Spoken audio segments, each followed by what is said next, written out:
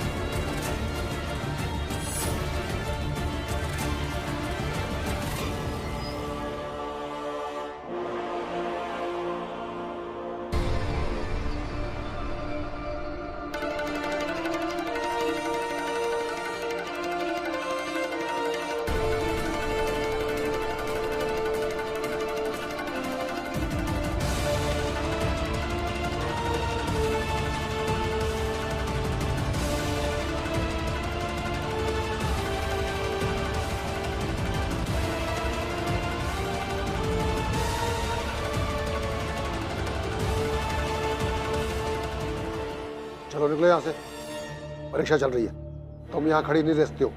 हाँ मैं जा रही हूँ, बस आप एक बार उन्हें अच्छे से देखें। क्या अच्छे से देखूं?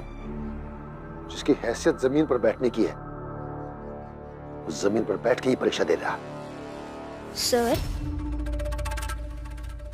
आप प्रिंसिपल हैं, आपकी इज्जत मेरे पति भी करते हैं और मुझे भी करनी चाहिए, मगर फिर भी मैं खुद को बोलने से नहीं रोक पाऊंगी।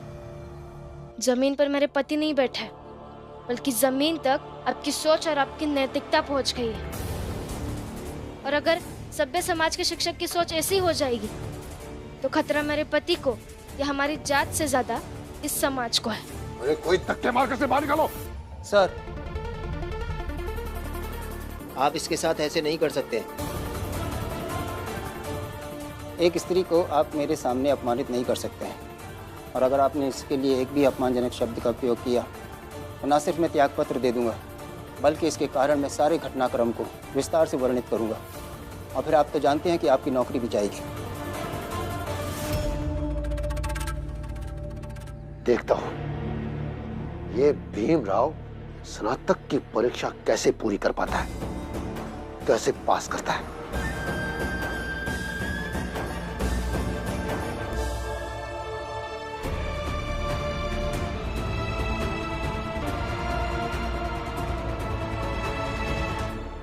सर, यहाँ आसपास कोई औषधि पौधे होंगे तो मैं उनके पत्ते तोड़ सकती हूँ क्या?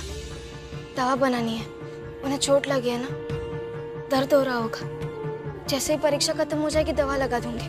रमा, पत्ते तोड़ने में मैं भी तुम्हारी सहायता करता हूँ। कई बार भीमराव को चोटिल होने से मैं नहीं बचा पाता। दवा बनाने में तुम्हारी सहायता कर सका तो मुझे भी संतोष होगा। आओ।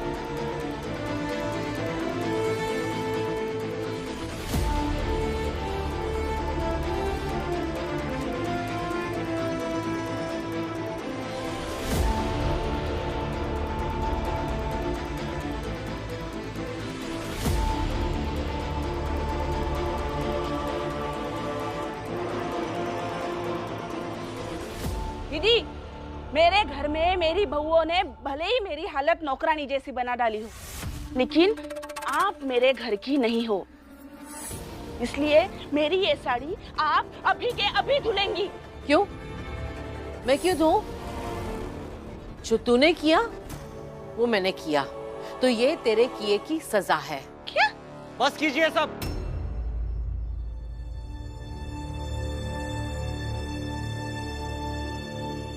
ये क्या नाटक चल रहा है? कोई बताएगा मुझे? बाला, तुम मेरे घर के बड़े बेटे हो, अब तुम्हारा कर्तव्य है कि इस समस्या का हल निकालो। वाह जीजाबाई वाह, जब जरूरत पड़ी तब बेटा बना लिया और जरूरत खत्म होने पर पराया कर दिया। तेरे जैसी मतलबी औरत मैंने आज तक नहीं देखी है। अगर बाला को ही समस्या का हल निकालना है ना तो ठीक है। बाला, मेरी बात सुन ले, ये सारी समस्या की जड़ ये औरत है।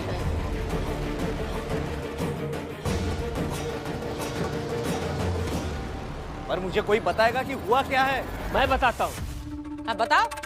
नहीं, इनका ना घर घर का कहानी सुनाने में बड़ा मजा आवत है। बताओ। तो तुम खुद बता दो। मैंने तो बोल के पाप कर दिया। अब पाप हो गया ना तो चुप्पे रहो। हुआ दरअसल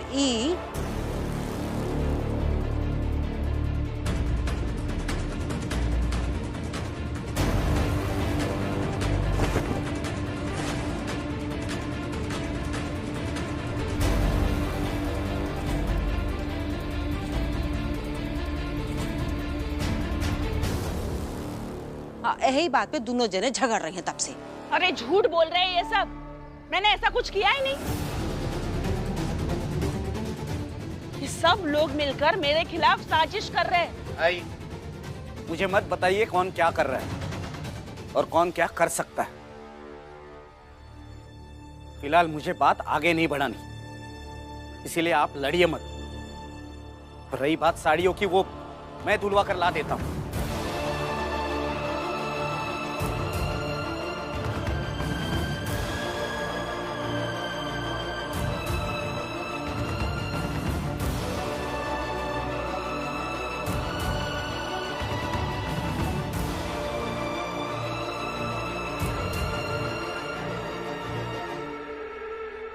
पाला भैया, साड़ी मैं धो देती हूँ, दीजिए। लक्ष्मी, तुमने, आनंद ने, बुआ ने, भीम ने, रमा ने, सबने इस परिवार के लिए बहुत कुछ किया है। अब थोड़ा बहुत मुझे भी करने दो।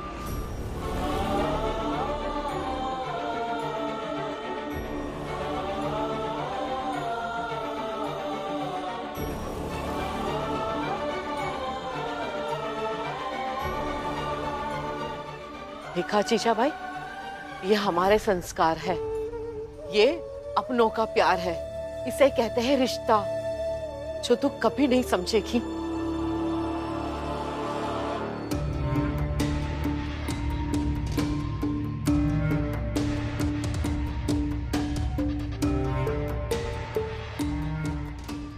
देखो देखो, उसे देखो कैसे लिख रहा है। जल्दी जल्दी लिखो, जो सिखाया था वो याद है ना? आराम से, लेकिन जल्दी, समझा?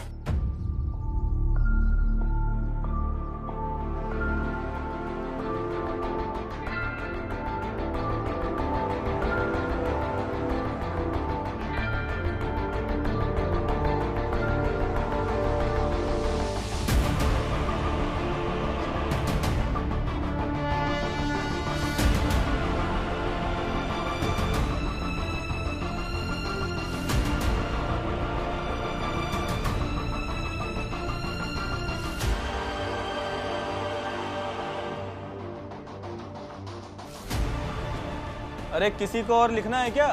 नहीं।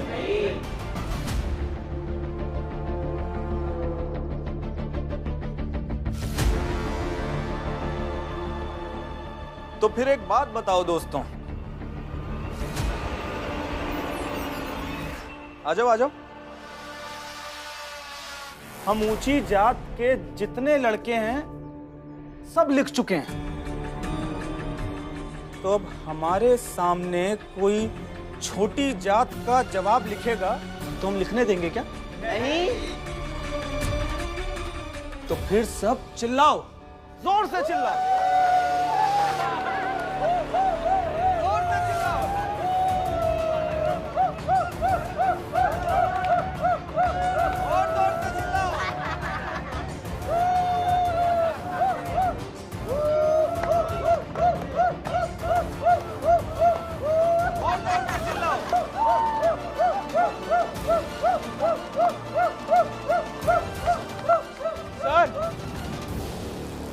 इन लोगों को जरा समझाइए ना, ये चिल्ला रहे हैं यहाँ पे आके।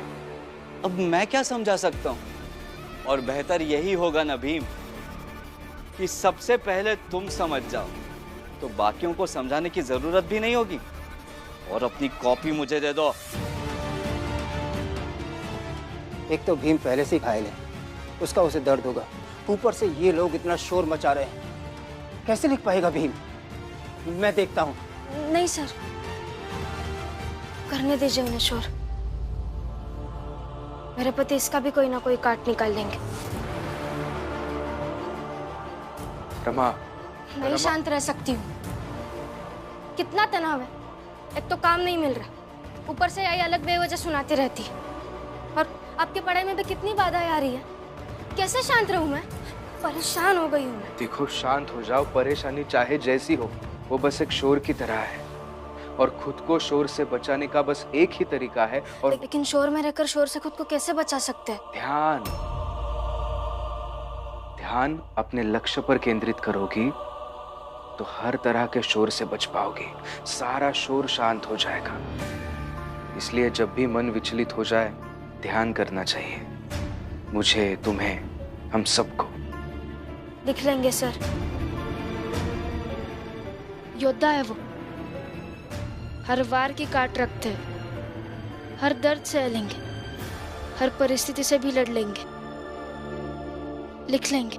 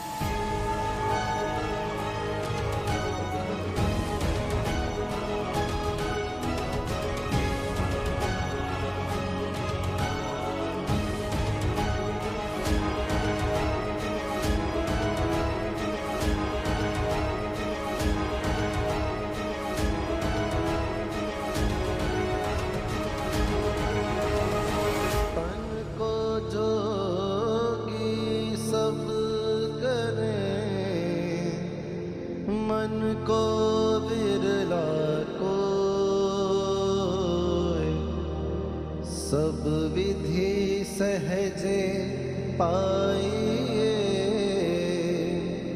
जे मन जोगी होए। चलो, इसने कुछ तो लिखा है। तूने कुछ लिखा है क्या?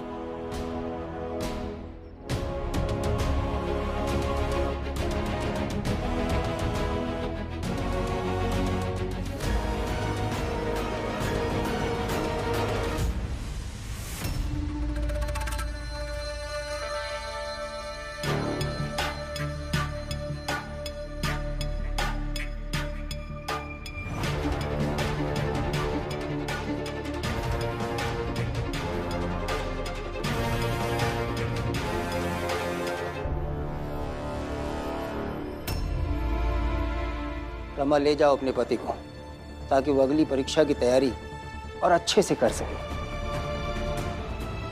धन्यवाद सर।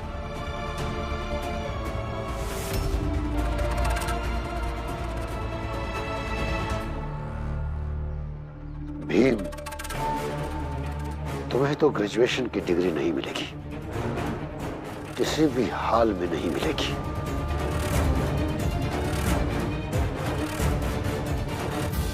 बाबा, वो भीमराव 45 मिनट देर से आया।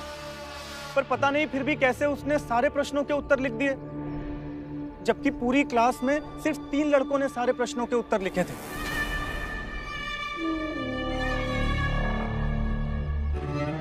तो बड़ा गलत हो रहा है। चाहे पूरी दुनिया सारे प्रश्नों के उत्तर लिख दे, पर इस भीमराव को नहीं लिखना चाहिए। लेकिन बाबा, भीम के दिमाग में घुसकर उसे लिखने से रोक तो नहीं सकते ना? हाँ, बात तो सही है बेटा, पर कुछ तो करना पड़ेगा।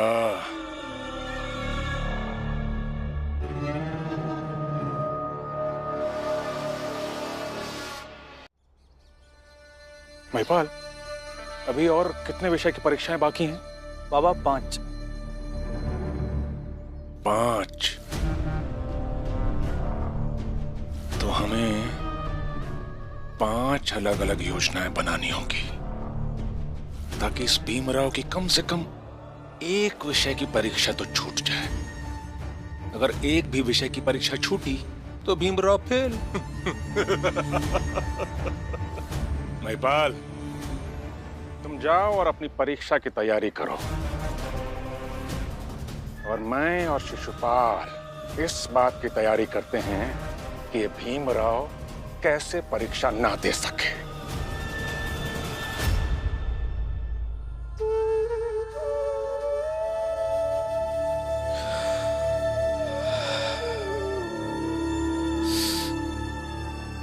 अभी तो आपकी 5 विषय की और परीक्षा बाकी है ना? वो मेघनाथ जी शांत नहीं बैठेंगे और जरूर कोई ना कोई योजना बनाएंगे और चाहेंगे कि अब कॉलेज ही ना पहुंच पाए, और अगर पहुंच गए तो कुछ लिख ही ना पाए। रमा, वो मेघनाथ जी, उनके 2 बेटे, चाहे जो कर ले, मगर मुझे फेल नहीं करा सकते। पता है क्यों? क्योंकि मेरे पास तुम जो हो। दर्द से तो वो लोग डरते हैं ना जिनके पास दवा नहीं होती। तुम मेरी दवा हो रमा। हर मुश्किल की काट हो तुम। हर मुश्किल परिस्थिति में दौड़कर आ जाती हो मेरी मदद करने। आज भी अगर तुम सही समय पर नहीं पहुंचती तो शायद गुरुजी मुझे कक्षा में बैठने ही नहीं देते।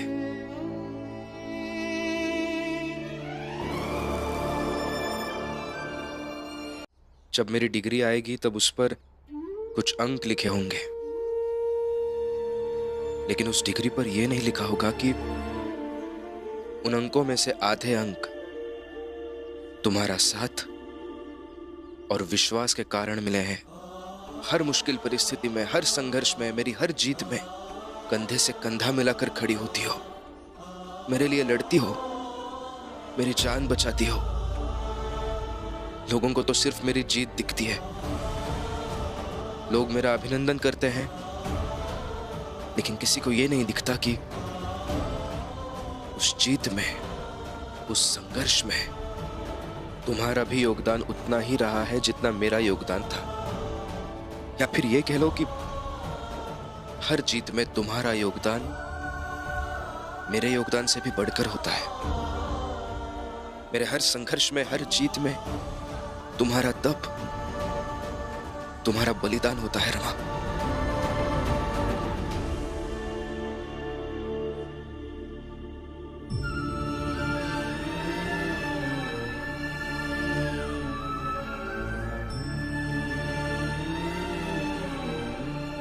तुम मेरी जीवन जीने की प्रेरणा हो रमा।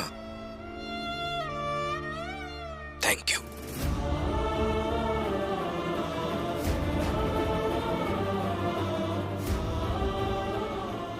आपकी ऐसी बातें सुनकर ना मैं डर जाती।